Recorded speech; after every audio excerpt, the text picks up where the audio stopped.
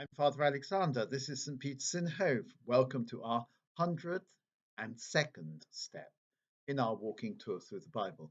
And tonight I want to talk a bit more about King Solomon.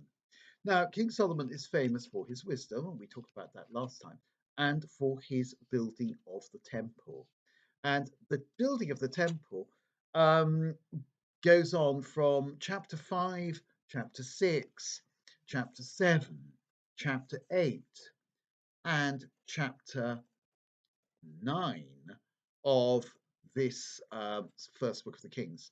Why so much is spent on the building of the temple? I don't know. Well, there are actually several reasons why the writer wants to go into this in great detail. And indeed, this building of the temple and description of the temple and its utensils and its fittings and so on is not just these four chapters, these four long chapters. It also is projected backwards into the books that we looked at, the books about Moses, because the whole of Solomon's temple is prefigured in the books of Moses. And so in these four chapters, Solomon fulfills all the promises that were made at the time of Moses. The place where the Lord will make his home is now fully realized in the Temple of Solomon. And indeed, Solomon's other buildings, as well as the temple, are also mentioned, such as this royal palace and such as the Millo that's filling in this terrace that he builds in Jerusalem. One of the things that's the first thing that's most obvious to us, of course, is none of this exists anymore. It's all gone. The temple does not exist. King Solomon's palace does not exist. The stables of Solomon, I believe they've done some archaeology and discovered some tiny fragments that show that the stables of Solomon really did exist. And indeed, the temple really did exist. There's no doubt about that. But nothing is left. Now, I know the Western Wall, formerly called the Wailing Wall, does exist, but that's got nothing to do with Solomon. That actually was probably built under the time of King Herod, and it's not actually part of the temple.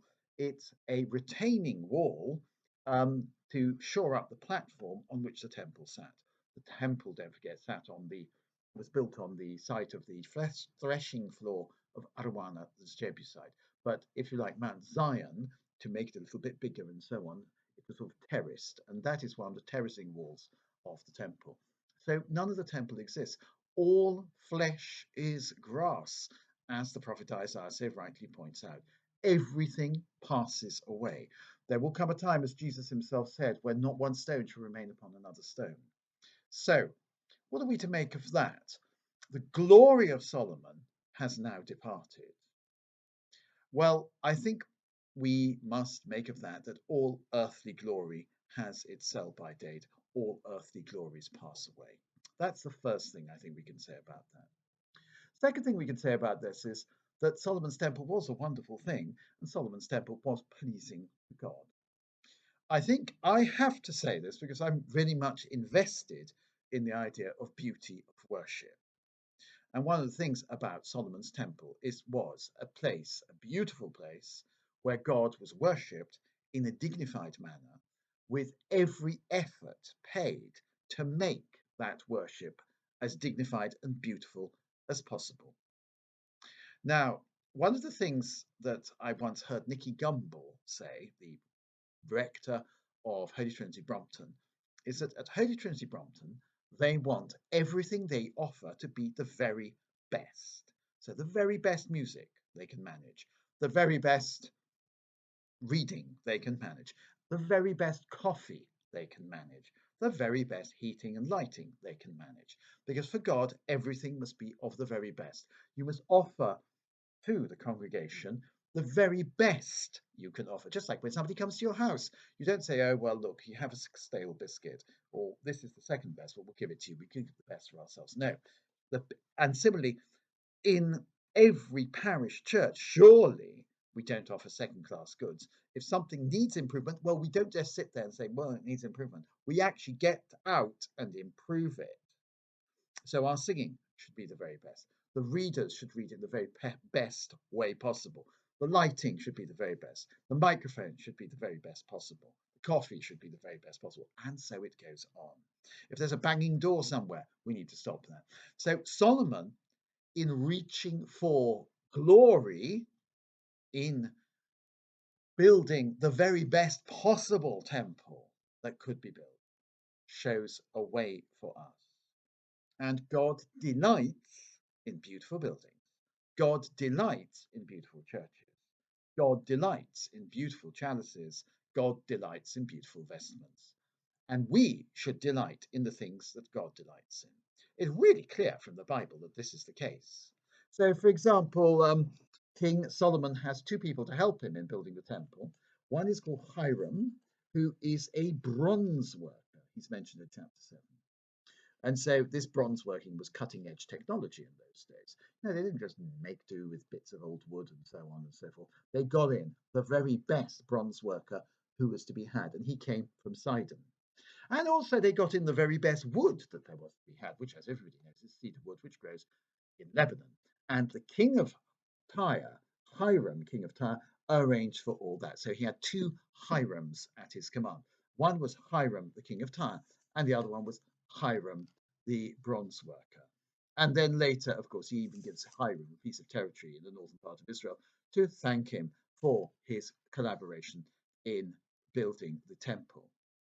Now, that's in chapter 9. The other thing that's interesting about the building of the temple, so in other words, let's never hear again this nonsense that we shouldn't spend money on maintaining churches. Let's never hear again this nonsense that the people who built St. Peter's in Rome were somehow could have used their money in a better way. I'm sure they probably were quite generous with their money in other ways, but that money spent on St. Peter's in Rome was well spent. The money and the resources spent on Solomon's temple were well spent. This contributes to the glory of God. God can never be glorified enough. Let us glorify God, not just with our hearts, but also with the material means at our disposal. The other thing is this: Solomon consecrates the temple. The priests are very much in the background, and Solomon is the one who leads the people in prayer. Listen to the entreaty of your servant and your people Israel. Whenever they pray in this place, listen from this place where you reside in heaven. And when you hear, forgive. That's 8:30. If someone has wronged his neighbor and the curse is over, make swear an oath there before the altar, then listen from this place. In other words, Solomon is inaugurating the temple as a privileged place from which the people of Israel may be heard by God, may communicate with God. Now, it's odd that the priests are sidelines. It's not the priest's temple, it's Solomon's temple. And Solomon is the king of Israel. Solomon is the one who stands before God representing the whole people of Israel. But Solomon is, of course, a layman, and Solomon is the one who offers the sacrifices. So it's a little bit strange, that I always find. So Solomon takes on a quasi-sacerdotal role here.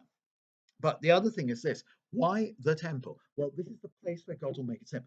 God loves the whole world. No dispute about that. But God loves particular places more than others in this funny sort of way. It doesn't mean that some places are cursed by God, not at all. You can find God anywhere. But human beings are weak. Human beings need help. And the help provided is in these special places. It's easy to pray at home, I suppose. It's easier to pray in your parish church. It's easiest of all to pray in one of the great basilicas of Christendom, which you travel to meet, you travel to visit over a long journey. Funnily enough, the more inaccessible the place of worship, the easier prayer becomes when you get there. So, for example, you could all come round to St. Peter's in Hove, which wouldn't be so bad, and say the Rosary. But if you were to go to Rome, getting on a plane and this, that, and the other, when you finally got to St. Peter's, you'd fall on your knees and you'd feel a great sense of prayer and a great sense of relief. And now, for the people of Israel, the temple was the place. God is in his heaven, but it is access to the temple. Now, there is something very sacramental about this, the holiness of a place and the accessibility of a place. That another thing is this. The Lord then appears to Solomon after all the temple is said the temple took 7 years to build, remarkably quick, really remarkably quick. And that again is a tribute to Solomon's acumen and Solomon's efficiency and so on. Now, is Solomon doing this out of pride, or is he doing it for the glory of God? He's doing it for the glory of God. That's very important to remember. His enemies might accuse him of pride, but we wouldn't. No, it's for the glory of God. And it says, chapter 9, when he'd finished building the temple of the Lord, the royal palace, and everything else which he wanted to do, the Lord appeared to Solomon a second time, as he'd appeared to him at Gibeon, where he'd promised him the gift of wisdom. And the Lord said to him, I've heard your prayer. What a wonderful message from God that is. I've heard your prayer and the entreaty which you have before me. I consecrate this temple which you have built. Now, the temple is just a building, but God consecrates it by his very presence. I place my name there forever. My eyes and my heart will always be there. For your part, if you walk before me in innocence of heart and in honesty, like your father David, if you do everything that I command, keep my laws and ordinances, I shall make your royal throne secure over Israel forever, as I promised your father David when I said, you will never lack a man for the throne of Israel. But if you turn away from me, either you or your descendants, instead of keeping my commandments and laws, which I have laid down for you, if you go and serve other gods and worship them, I shall banish Israel from the country which I have given them, and so on. So, in other words, God predicts the exile. In other words, if you do what you're supposed to do, you keep your side of the bargain, you don't go after strange gods, I'll be here forever, and you will be here forever. But if you break the covenant, then that won't help. You will be sent into exile. Now, of course, one of the things is that the temple, magnificent as it is, does not guarantee salvation. And salvation, in the terms of the first book of the Kings, is living happily in your own land. The temple does not guarantee that. God's presence does not guarantee that. What guarantees our salvation is our moral behavior. So you can build as many temples as you like. You can endow as many churches. You can beautify the shrines of the Lord. But in the end, you must be honest. You must be good. You must be true.